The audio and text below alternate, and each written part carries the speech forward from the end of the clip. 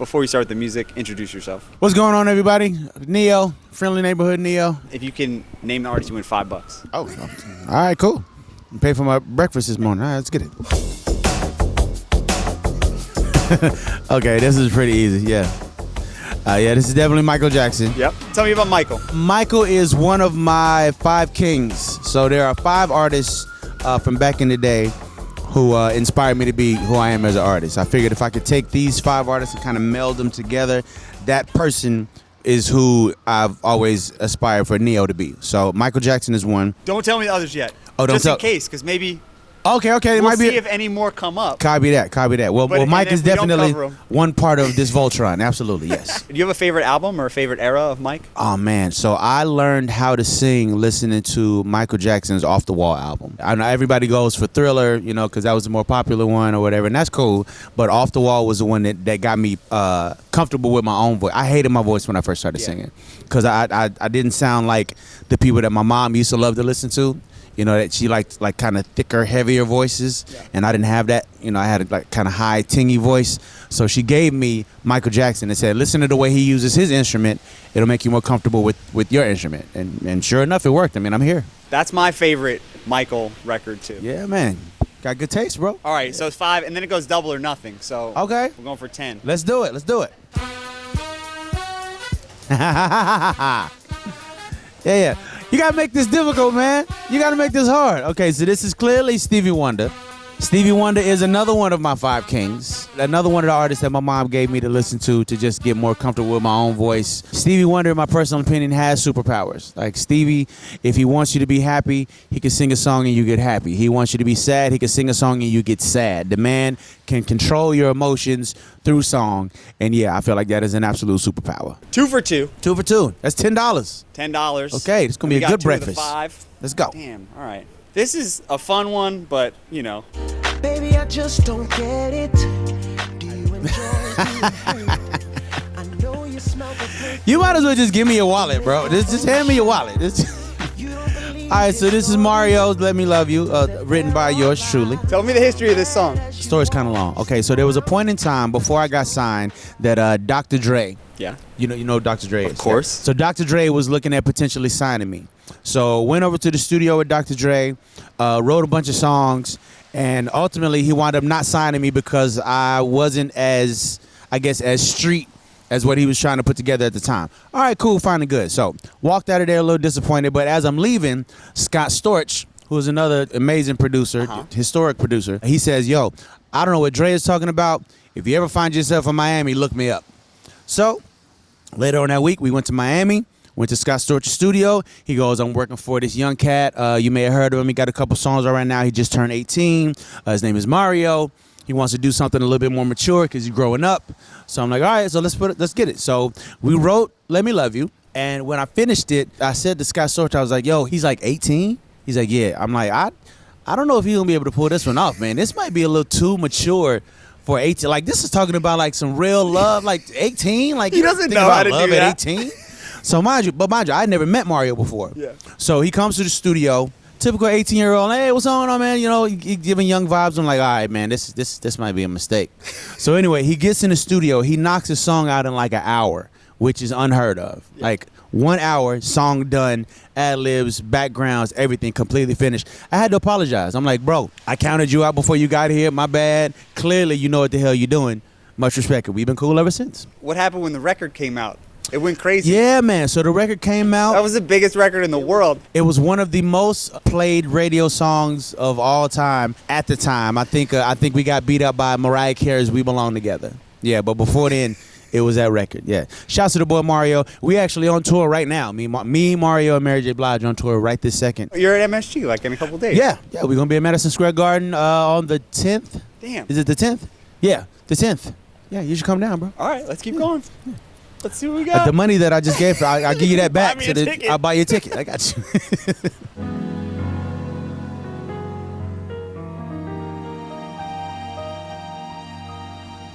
Okay, wait. I know this. Wait till you hear him singing. Oh, man. Okay, my bad. I should have caught that faster. Okay, This is Brian McKnight. Yeah. Yeah, start back at 1. You just need the chorus to hit. Yeah, damn it. I should have got it from the piano. Piano intros at the beginning. Well, no, Brian McKnight is an incredible piano player. I should have caught that earlier. Yeah. Actually met Brian McKnight a long time ago before any of this NeYo stuff happened. We were at a studio. At the time I was in high school, I was in a singing group. We walk into the studio. Mind you, Brian McKnight is one of our favorite artists. We sing his songs all the time. So we walk in the studio and we're like, oh my God, it's Brian McKnight. We're kind of starstruck. You know, we trying to keep it together. Brian McKnight walks over to my homeboy and goes, hey man, where's the weed at? He's like, what? Brian McKnight smokes. Wait, what? You heard it here first. Yeah, man.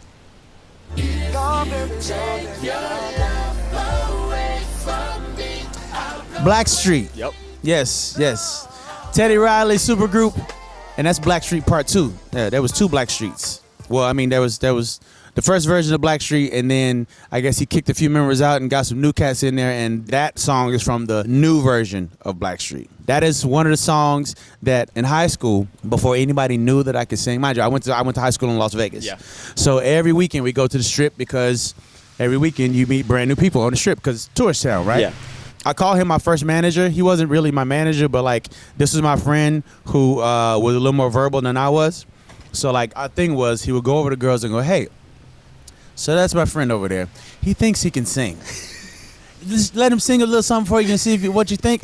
So that song, this song is one of the songs that I would sing. And yeah, we would hang out with those girls for the rest of the night and all was well. Yeah. And it worked. And it worked. What happens in Vegas stays in Vegas. Tell me about Teddy Riley. Another historic producer. Got the opportunity to work with Teddy Riley not too long ago. There's a song sitting in my archive right now that I did with Teddy Riley that I'm waiting on the right time to release. And yeah, man, he's an incredible guy. As Incredible an guy. MJ fan. Man. I mean, one of MJ's most iconic records, of course, Remember the Time, produced by the legendary Teddy Riley. So yeah, man. All right, we're cooking. I'm telling you, just give me your wallet, bro. Just give me the wallet.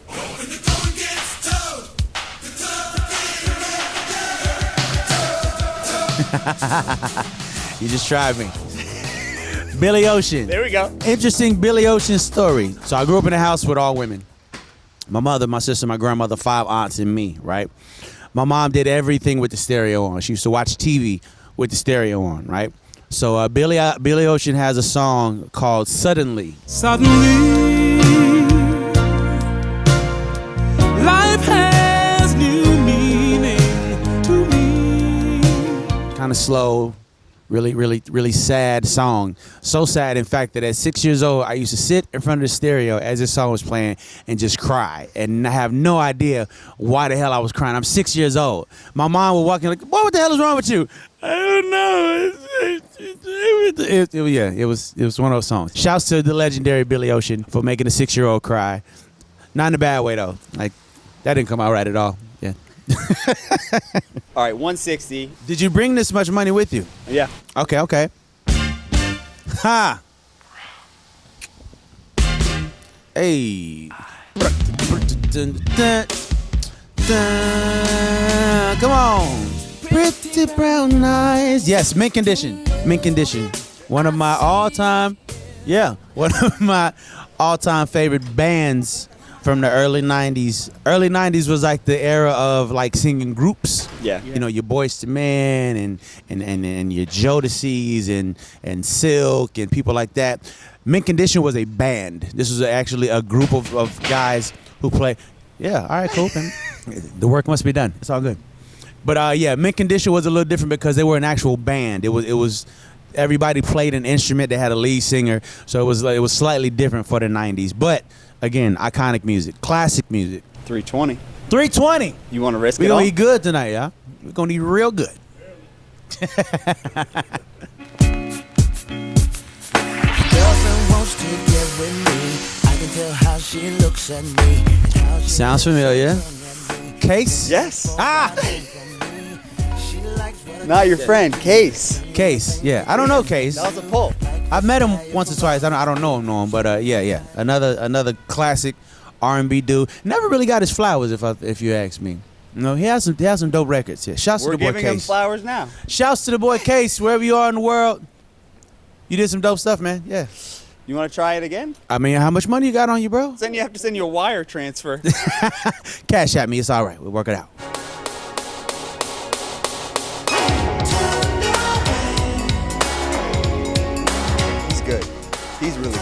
Chucky Booker. Ooh!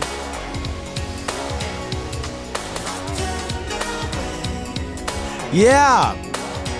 I don't have any Chucky Booker stories. I just I recognize the song. Chucky Booker was one of my mom's favorites. I remember listening to that song on the way to the babysitter. So it was really your mom put you on. My mom has been my hero my entire life. My diverse love for music came from my mom. It wasn't just R&B. Like we grew up in Las Vegas. Yeah. You know, the picture of the blue collar mom, 5 jobs, 6 jobs, whatever needed to be so that we weren't in the ghetto, basically. My mom was in and out of the casinos. She did everything from being a dealer to being a waitress to being a janitor. Like she did it all, right?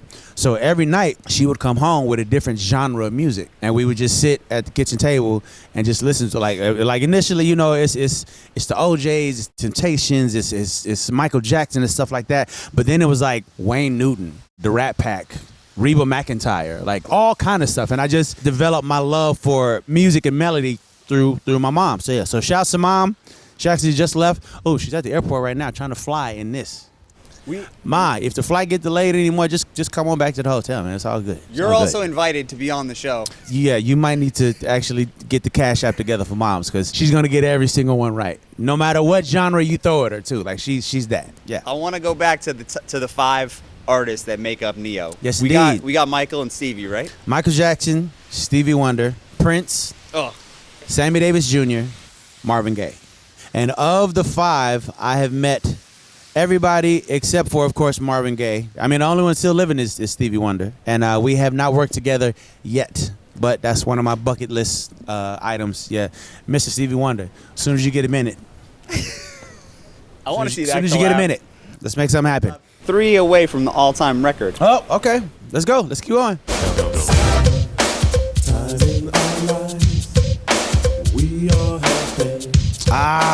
What is the name of the group? It's not the original. Nope. No, it's the remake.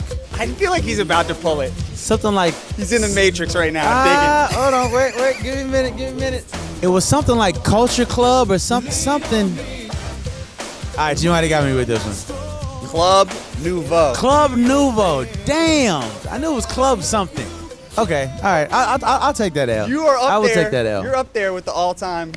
Yeah? Yeah, you're up there with the all-time great performances on the show. I will take it. Yeah. Who would have thought that I'd get taken out by Club Nouveau? Damn. I had to dig. Damn. It's all good. Who else should we have played on this? Maybe a Sammy Davis Jr. song would. You could have played Candyman. Could have played Mr. Bojangles. Any of those. Yeah. Sammy was. I was a weirdo in high school trying to dress like Sammy Davis Jr. Yeah, I was that dude. Yeah. Is that where the fedoras? The fedoras and all, that's definitely part of it. There we definitely go. part of it. Yeah. The Rat Pack was one of those group of guys that got dressed up just because. You know what I mean? Like it wasn't a special occasion. It was Wednesday. I'm gonna put a suit on because it's Wednesday. So yeah, I'd be in school with the button up and the whole thing, and everybody's looking at me like, "What is wrong with you? Why are you dressed like that?" It's Sammy Davis Jr. You wouldn't understand. It doesn't get cooler than the Rat Pack. Oh no, man. Oh no, that was one of the things. Sammy Davis Jr. made it cool to if I might say, made it cool to be black in an era where it wasn't exactly cool to be black. You know what I mean? Like, your name is in lights on the front of the building, but you got to go in through the back. One of those type of 100%. things. Yeah, so absolute hero, absolute icon. Respect Much to love, him. Sammy Davis Jr. Yeah. All right, NeYo. Great to meet you. Pleasure, Thanks brother. for coming on the show. Appreciate That it. was awesome. Lunch is on you.